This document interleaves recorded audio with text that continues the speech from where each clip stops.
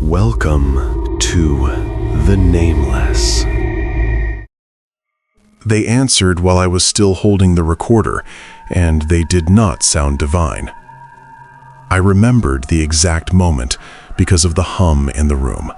Not a loud hum, just that low electrical buzz you only noticed when everything else went quiet. It pressed against my ears like pressure before a storm.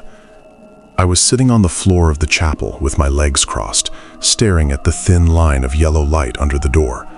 Elias had told us to keep our eyes closed, to stay receptive, but I had opened mine when the whispering started. That was when the speakers popped, the way cheap electronics did when they were pushed too hard, and a voice came through that didn't sound holy or comforting or even angry. It sounded tired, flat, like someone forced awake, and it knew my name. Before all of that, my life had been painfully normal. I was 26, living alone in a one-bedroom apartment outside Reno. The place always smelled faintly like dust and microwave meals. I worked nights at a distribution warehouse, stacking boxes, scanning labels, listening to podcasts to make the hours blur together. I wasn't miserable, but I wasn't moving anywhere either. Every day felt like a copy of the last, just slightly worse. I had friends, technically, people I texted every few weeks, people I saw if someone else made plans.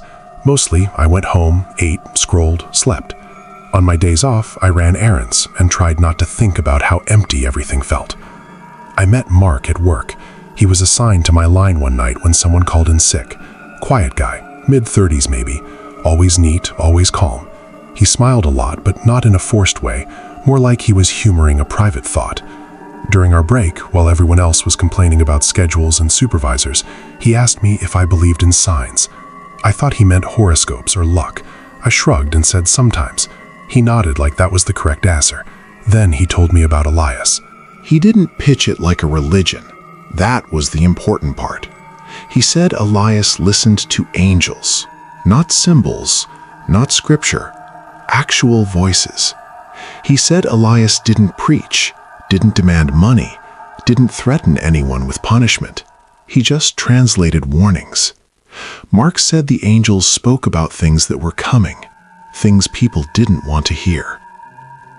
I laughed at first, expecting him to join in. He didn't. He just said he knew how it sounded, and that most people reacted that way before they heard anything themselves. I asked where these meetings were. I don't know why. Curiosity maybe, or boredom. Mark wrote an address on a napkin and slid it across the table. He said I could just show up. No commitment, no pressure. The building was an old community center on the edge of town, far enough out that the streetlights thinned into darkness. The sign out front was sun-faded and cracked, still advertising events that hadn't happened in years. Inside, the air smelled like cleaning chemicals layered over something stale. Old carpet, old walls. There were about a dozen people there the first night. They sat on folding chairs in a loose circle. Nobody looked strange. No robes, no chanting, just regular people. A couple older women, a college kid, a man in work boots. Elias stood near the front, hands folded, eyes closed. He looked exhausted, thin, pale, like he hadn't slept well in years. His voice was quiet when he spoke, almost careful. He said the angels communicated through frequencies most people filtered out. He said stillness and certain equipment helped bring them through. He said he didn't control them. He just listened. No one asked questions that night. We sat quietly for a while. There was faint static from a speaker near the wall. Elias tilted his head slightly, like he was tuning himself to it. After a few minutes, he nodded and said that was all for now. People left without talking much. I didn't feel scared. If anything, I felt calm. I went back the next week, and the week after that. Things changed slowly enough that it was easy to explain them away. The windows were covered, Elias said, to reduce interference.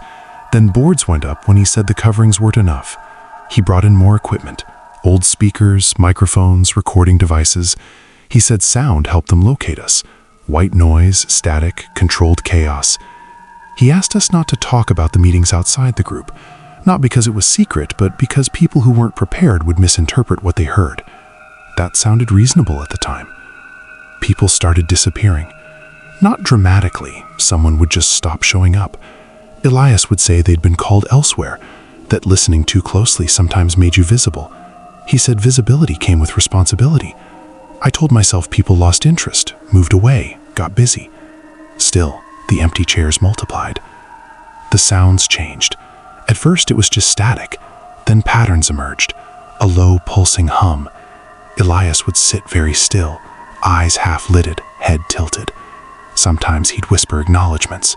Sometimes he'd flinch, like something startled him. When he flinched, the speakers spiked sharply, making everyone tense.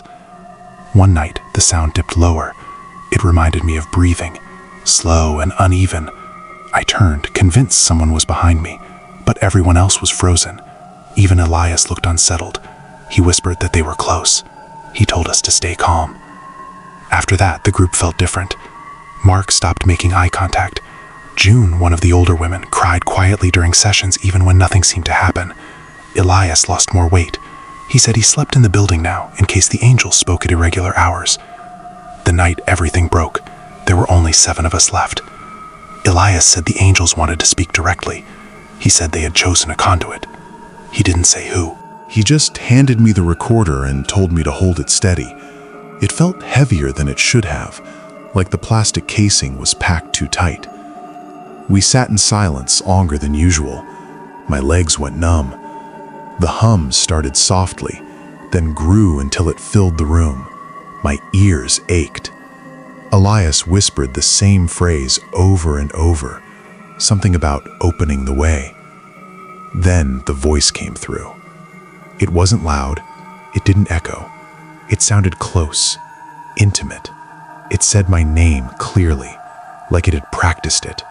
My chest locked up. Elias went completely still.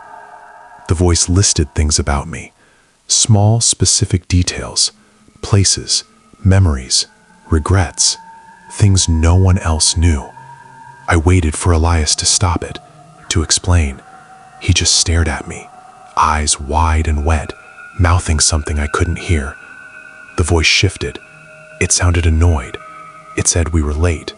It asked where the others were. When the speakers finally went silent, the room smelled like hot plastic. No one spoke for a long time. Elias eventually said the angels were displeased, that they needed to be appeased. I realized then that he wasn't surprised, just tired. People started asking questions, carefully.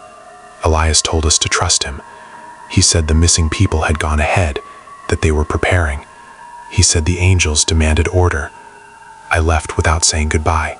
The next day, Mark didn't come to work. Neither did June. Missing posters went up. The community center was boarded up by police. Structural issues, they said. No bodies. No answers. I kept the recorder. Weeks later, I listened to it. There was more than I remembered. Long stretches of static, low murmurs, breathing. At the very end, after I thought it stopped, a voice whispered my name again. Elias was never found.